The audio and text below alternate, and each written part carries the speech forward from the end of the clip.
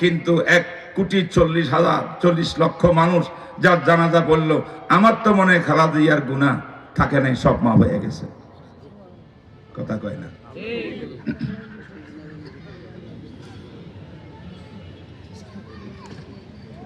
আপনি আমার কথা বুঝেন? বুঝতেছেন কথা? এমনি ম্যাডাম খালেদা জিয়ার জীবনী তা আমাদের চোখের সামনে, তাই না?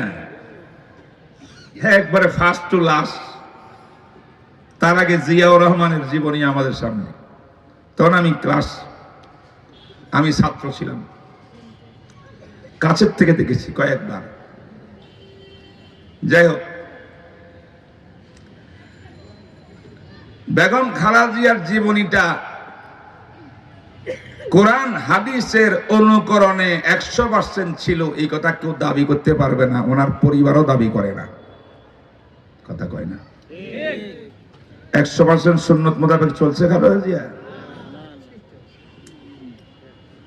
উনি আপসহীন নেত্রী। দেশ জাতির জন্য যাহা বলছেন, যাহা করছেন, এক কথা আছে, নির্যাতন নিপীড়ন সব সহ্য করেছে, অনেক গুণ আছে।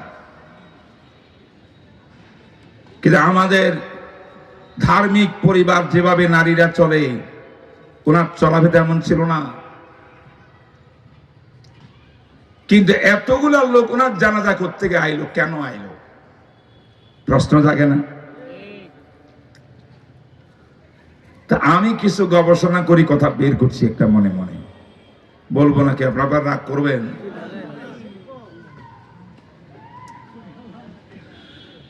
হ্যাঁ, শাপলা চত্বরে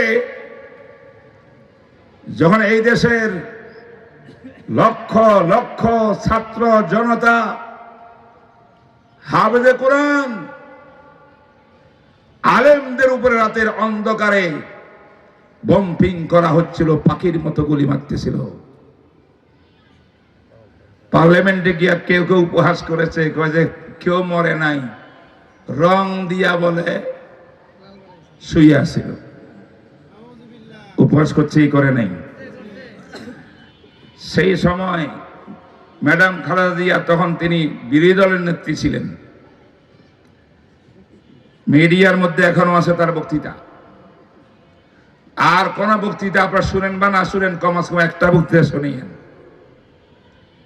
তিনি পার্লামেন্টে বক্তব্য রেখেছেন, 100% কোরআনওয়ালাদের পক্ষের বক্তব্য, মুসলমানের পক্ষের বক্তব্য, ইসলামের পক্ষের বক্তব্য।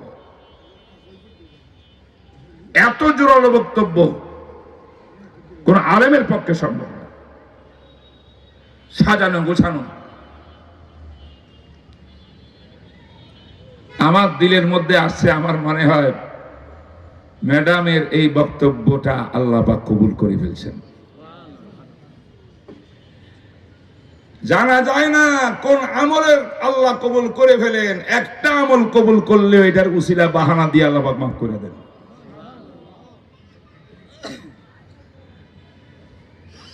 আরো বহুত কিছু থাকতে পারে, আমি যেটা দেখেছি মনের মধ্যে আসে সেটা বললাম আর কি। সেই কারণে এত বড় জানাজা পড়তে হবে কার তরিকায়? জোরে জনাবে রাসূলুল্লাহ সাল্লাল্লাহু আলাইহি ওয়াসাল্লামের জানাজার তরিকা কি? আযান কয়টা? একামত নাই। 5 ওয়াক্ত নামাজে সূরা ফাতিহা কেরাত আছে না নাই? জুমার নামাজে ফাতিহা সহ কেরাত আছে না নাই? ঈদের নামাজে আছে না নাই? এই 3-4টা নামাজের মধ্যে রুকু আছে না নাই? সিজদা আছে না নাই? জানাজার নামাজ এমন এক ধরনের নামাজ, নাম হইল নামাজ, কাম হইল দোয়া। সুবহানাল্লাহ কয় না? কাম কি? কি ভাই, লাশ একটা সামনে রাখিয়ে কিসের নামাজ পড়েন আপনি? নামাজ তো আল্লাহর জন্য হবে, ঠিক না বেঠিক? অর্থাৎ এই মাইয়াতের জন্য দোয়া করুন। দোয়া এটার জন্য কিছু নামাজের সিস্টেম কয়েকটা যুক্ত হয়েছে। 1 নম্বর সিস্টেম হইল অজু ছাড়া আপনি জানাজা পড়তে পারবেন না, যেমন নামাজ অজু ছাড়া হয় না, জানাজা অজু ছাড়া হয় না, এই একটা সিস্টেম। 2 নম্বর হইল কেবলামুখী হওয়া ছাড়া জানাজা হবে না। কেবলামুখী তো 5 ওয়াক্ত নামাজ, যে কোনো নামাজের জন্য কেবলামুখী হওয়া ফরজ, তাইলে জানাজার ভিতরে কেবলামুখী হওয়া আছে না না? 2টা জিনিস আছে নামাজের। নামাজের মূল মেরুদণ্ড হইল নামাজের মধ্যে রুকু থাকে, সিজদা থাকে। যেই সালাতে রুকু আছে সিজদা আছে তার নাম পূর্ণাঙ্গ সালাত। যেই নামাজে রুকু নাই সিজদা নাই সেটা পূর্ণাঙ্গ সালাত নয়, এটা সালাতের সিস্টেম, আসলে দোয়া। কথা কি বুঝতে পারছেন আপনারা? ও ভাইরা কথা বুঝতে পারছেন কিনা? তাহলে এটা দোয়া না নামাজ?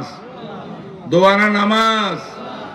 এই জন্য রসুলের তরিকার ভিতরে আমার নবী প্রথমে তাকবীর দিয়া সুবহানাকা আল্লাহুম্মা পড়ছেন, দ্বিতীয় তাকবীর দিয়া দরুদ শরীফ পড়ছেন, দরুদ ইব্রাহিমী, তৃতীয় তাকবীর দিয়া মাইয়েতের জন্য দোয়া করছেন, দোয়া পড়ছেন দোয়া, চতুর্থ তাকবীর দিয়া কিচ্ছু না পড়িয়া আসসালামু আলাইকুম ওয়া রাহমাতুল্লাহ, আসসালামু আলাইকুম ওয়া রাহমাতুল্লাহ সালাম বেরিয়েছেন। তাকবীর কয়টা? জোরে। রুকু, সিজদা, আযান, ইকামত, কিরাত নাই। কিন্তু আমরা দেখলাম কি জানেন, ম্যাডাম খালাজিয়ার জানাজার পরে মাত্র দাফন কাফন চলতেছে, তখনই মিডিয়ার ভিতরে কিছু হুজুর আসিয়া কয় হায় হায় সর্বনাশ, ম্যাডাম খালাজিয়ার জানাজা হয় নাই, আবার হতে শুনছেন কি শুনেন নাই? এই জানাজা পড়াইছে কে? বায়তুল মোকাররম খতিব সাহেব। আজকে আমরা সারাদিন একাত্রে মিটিং এ ছিলাম ইসলামিক ফাউন্ডেশন বায়তুল মোকাররমে। কেন জানেন? সেহেরি ইফতারির ক্যালেন্ডার তৈরি করছি 64 জেলার জন্য। বলেন আলহামদুলিল্লাহ। ঢাকা সহ 64 জেলায় নিখুঁতভাবে হিসাব নিকাশ করে আমরা ক্যালেন্ডার বের করেছি, কখন আপনি ইফতার করবেন, কখন সেহেরি করবেন, কখন ফজর নামাজ পড়বেন, বিস্তারিত আজকে ফাইনাল সিগনেচার করেছি। ইনশাআল্লাহ কয়েকদিনের ভিতরে এটা ছেপে আসবে ইসলামিক ফাউন্ডেশন থেকে সারাদিন। আচ্ছা বান্দা আব্দুল মালেক সাহেব ছোট মানুষ না বড় মানুষ? ছোট আলেম না বড় আলেম? উনি জানাজা পড়াইছেন বায়তুল মোকাররমের খতিব হিসাবে। সুবহানাল্লাহ। এখন কিছু মোল্লা উঁচা উঁচা টুপি দিয়া কয় আব্দুল মালিক কিচ্ছু জানে না, আস্তা একটা মূর্খ, নামাজ হয় নাই। কেন ভাই? সূরা ফাতিহা পড়েন। কি শুনেন নাই?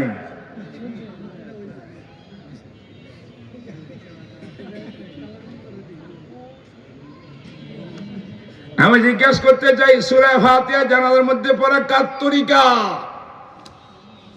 রসুলের তরিকা তো না। জনাবে রাসূলুল্লাহ সাল্লাল্লাহু আলাইহি ওয়াসাল্লাম কোনদিন জানাজার নামাজের ভিতরে সূরা ফাতিহা পড়ে না।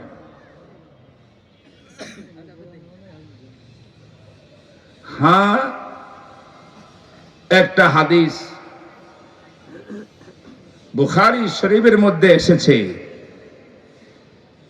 তবে হাদিসটা বুখারী শরীফের নয়।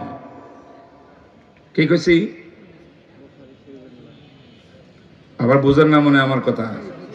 হাদিসটা বুখারী শরীফে নয়, আছে কিন্তু বুখারী শরীফে। এটা আলেমরা বুঝবে আমি কি কইতে চাইছি। অর্থাৎ বুখারী শরীফের ভিতরে 3 প্রকারের হাদিস আছে। কয় প্রকার? এক প্রকারের হাদিস হলো সূত্রযুক্ত হাদিস।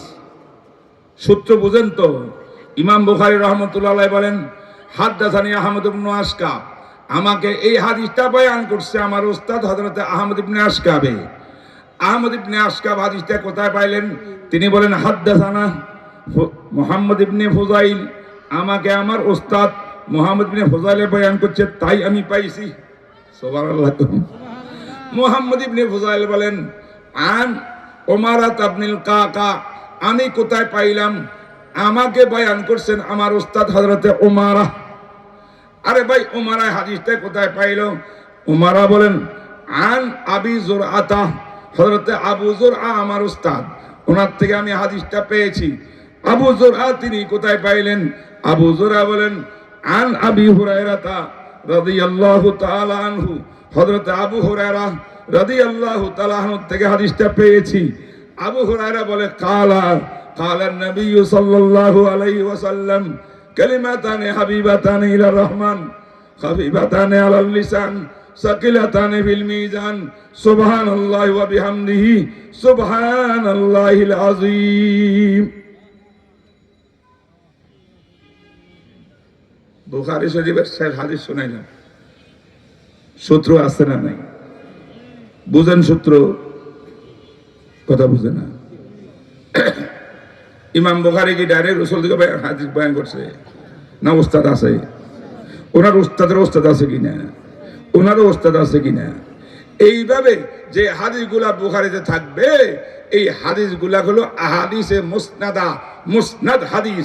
এই হাদিসগুলা বুখারী শরীফের হাদিস। বলেন সুবহানাল্লাহ। এমন হাদিস একটাও সহি ছাড়া সহি নয় এমন একটা হাদিসও নাই। এমন হাদিসের পরিমাণ ৭,৩৯৭টি হাদিস। বলেন সুবহানাল্লাহ।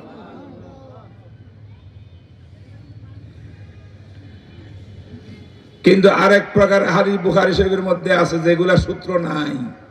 কি নাই বলেন না একটু? সূত্র নাই, সূত্রবিহীন। এইগুলাকে তালিকাতে বুখারী বলে। অর্থাৎ বুখারী, ইমাম বুখারী হাদিসটা আনুষঙ্গিক ভাবে কোনো কারণে বয়ান করেছেন, কিন্তু মূল এটা সহি বুখারীর হাদিস নয়। কথা বুঝতে পারছেন না? বুঝেন নাই? এমন একটা হাদিস আছে, হযরতে আব্দুল্লাহ ইবনে আব্বাস রাদিয়াল্লাহু তাআলা আনহু একদিন জানাজা পড়ছেন। জানাজার নামাজে তিনি সূরা ফাতিহা পড়ছেন, আরো জোরে জোরে পড়ছেন। বলেন সুবহানাল্লাহ।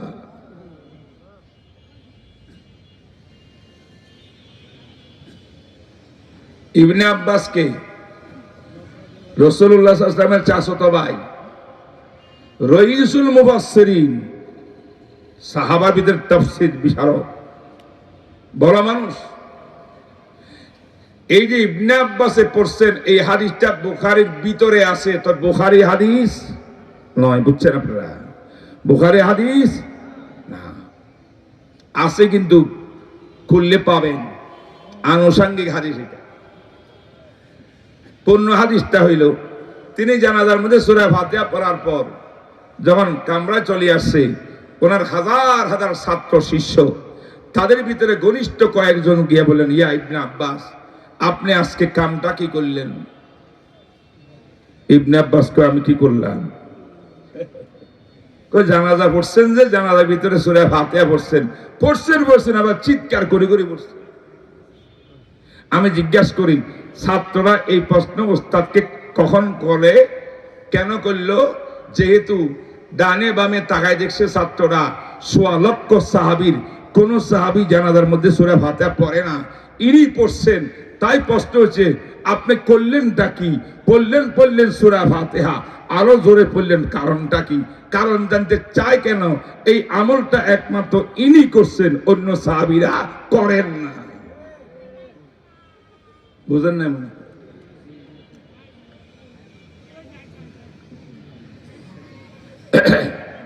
ইবনে আব্বাস রাদিয়াল্লাহু তাআলা আনহু বলেন, লিতালামু আন্নাহা সুন্নাহ।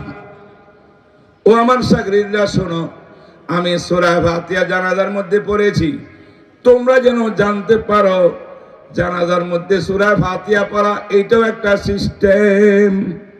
জানাজার এইটাও একটা, অর্থাৎ এটা জায়েজ আছে, বৈধ আছে। আমরা বলি সূরা ফাতিহা জানাজা পড়া বৈধ কি হিসাবে? দোয়া হিসাবে। সূরা ফাতিহা দোয়া কি দোয়া না? জানাজার নামাজ দোয়ার কি না? জানাজার নামাজের দোয়া কি না? তাহলে দোয়ার মধ্যে সূরা ফাতিহা পড়া যাবে তো? একটা হলো যাবে, আর এদের কথা হলো ফাতিহা পড়ে নাই, তাই নামাজই নষ্ট হয়ে গেছে। নাউজুবিল্লাহ।